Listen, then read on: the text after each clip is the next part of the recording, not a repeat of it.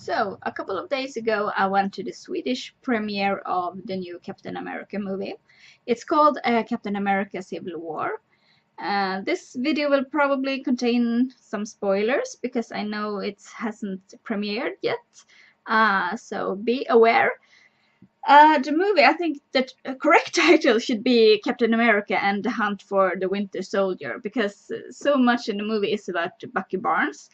And I think he is a fantastic character. I will get to it later. But the movie is really good. It's like they don't have all the characters from the Avengers, but that's quite alright, because these characters in this movie can handle their own storyline. And one of the things I liked about this movie is that it really has a storyline. It's not just like, oh, these are the bad guys, these are the good guys, and then some kind of romance stuff, and then just talk. It's like this one has, in the beginning, it's like, okay, you've done all these things as the Avengers and as your own characters, and there might be consequences of that, and maybe you should think about it. So there's some kind of organization. I'm not quite, I can't remember which one, but they are like, the Avengers should be under our control because we have no control over them. And then Tony Stark is all like, yeah, we need to control this, we need to do it. And Captain America is like, no. And that's where everything kicks off, and they choose sides, and yeah, everything. And also the fact that they criticize themselves is quite nice, because otherwise it's all like, yeah, I'm Iron Man, yeah. Oh, that's my pen. Anyway, and then the movie kicks off, and I would like to talk about the characters. I think that Captain America, I've always liked Chris Evans, so he can do nothing wrong, according to me. And he's also, I mean, he's been training. There's this scene where he's holding on to a roof and a helicopter. And it's like, okay, we get it, you got muscles. Okay, we get it. He's like dragging it back into the helicopter yeah, whatever. Anyway, and then we got Tony Stark, Iron Man himself, and he's a bit conflicted because he's in the third Iron Man movie, spoiler alert, he kind of like, I'm not gonna be Iron Man anymore. But then in Avengers 2, he goes and is Iron Man again, and then he's like, okay, Pepper didn't want me to be Iron Man, but I want to be Iron Man, and it's like he's conflicted and everything. And in this movie, the things he realizes at the end of the movie is kind of like, okay, yeah, I understand why you get all crazy right now. Anyway, then we got Scarlet Witch, which I think is a huge improvement from Avengers 2. In Avengers 2, Age of Ultron, all she does is posing.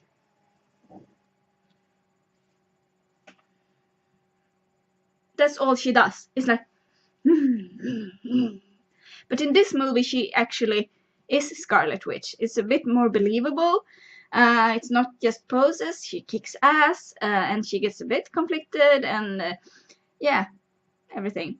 And then we got Hawkeye, which is one of my favorite characters because it's Jeremy Renner playing him, and I always found him so adorable. And in this movie, he's actually not that adorable. He's more like badass archer. He's really good, and yeah, I like him.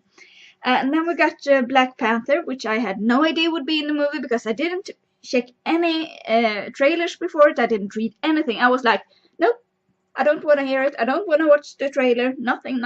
Because I mean, that's more, I want to get amazed by movies. I don't want to sit there like, okay, when is Spider-Man gonna come to the screen?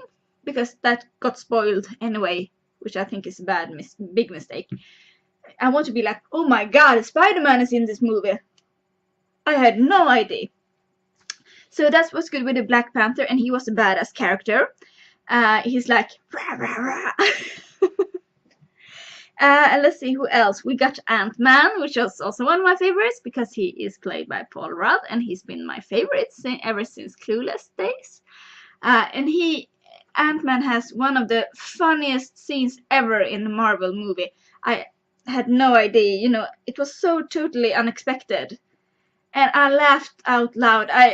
Oh, it was so much fun. All the audience just started laughing.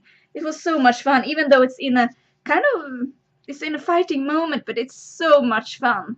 You have to see it. Let's see here, who else? Spider-Man, of course, which I said, I think it's really bad that they've spoiled his in this, because you get this scene where it's kind of like a small origin, and he meets Tony Stark, and and he's a great comic relief in the big fight that they have in the Civil War. They have because he's like it's so intense, and then he's coming like, oh hey guys, he's like what? Huh? Let's see, who else do we have? One thing I thought was funny is that the colonel, one of the military guys from the Edward Norton Hulk movie is in this movie. I think that's quite nice. And then we got, let's see here, Division. He's Paul Bettany, his Division. I don't know. I don't really have that many feelings about the characters. Nothing against him that much, but yeah. And then we got Bucky Barnes, the Winter Soldier, which I think is, the reason I like him is I hadn't seen the last Captain America 2 movie because I just haven't had time, and then it was on Netflix, and then I watched it, and my favorite thing, I mean, I love Chris Evans as the Captain America, but when I saw Bucky Barnes, it was like the Winter Soldier. It was like, oh my god, what is this character? He's so grumpy, and he doesn't speak that much, and he's so anti-hero. And that's one of the things I like, because you always see these stars and the superheroes in this movie, and they're all so yeah, woohoo, and they're happy, and it's, oh yeah, I'm so good at this. And then you got Bucky Barnes.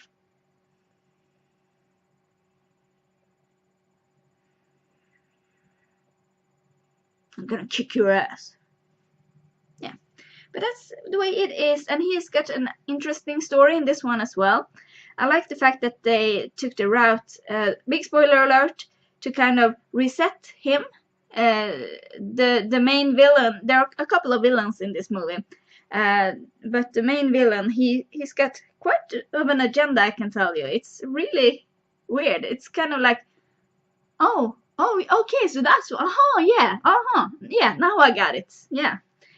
So I think that's it. Yeah, I think you should go and see it. You get a lot of value for your money, and let me tell you, the movie tickets in this country isn't cheap. You pay, I think it was like 150 Swedish crowns. And that's a lot, because you can buy a new, like the new Star Wars movie is like 149 crowns to buy. So it's kind of like, okay, do you really want to go to the cinema? Because it's just keep on going higher, and yeah. And then you have to buy the 3D glasses. I kept mine, so I don't have to pay for them. But then maybe you want something to eat at the cinema, something to drink and everything. So yeah.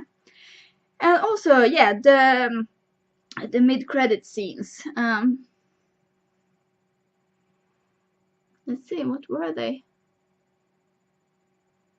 I'm not really sure what they were. That's how memorable they were.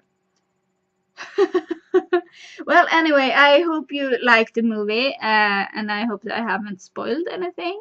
It's not something you can't read on Wikipedia or check on the trailer, because I mean the trailers usually show most of the movies. And the fact that I know who I wanted to win, and that person actually won, but then I was like, maybe it shouldn't have been that way. I don't know. And it got a bit of a twist ending, so yeah. It was a kind of different Marvel movie. I'm not sure why, but it felt like, you know, we need to step it up a bit. And I like the other Marvel movies. I mean, Thor 2 is amazing, and Avengers is amazing, and yeah. So let's see if they do anything else. And it's nice that they kind of like, I mean, Thor and Hulk aren't in the movie, and they were like, where are they? Do you know?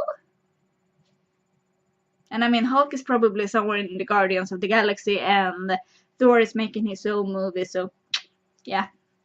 Well, anyway, I think that's it. I've been going on for 10 minutes now. So yeah, I think that's good. Yeah. So, did I talk about the Black Widow? No? She's just being Black Widow. I like her. And she's all, she's landing. Always doing the superhero pose landing. So, anyway, I think that's it. Yeah. Oh, yeah, I know the mid-credit scene, but I'm not gonna tell you. And the end credit. Okay, bye-bye.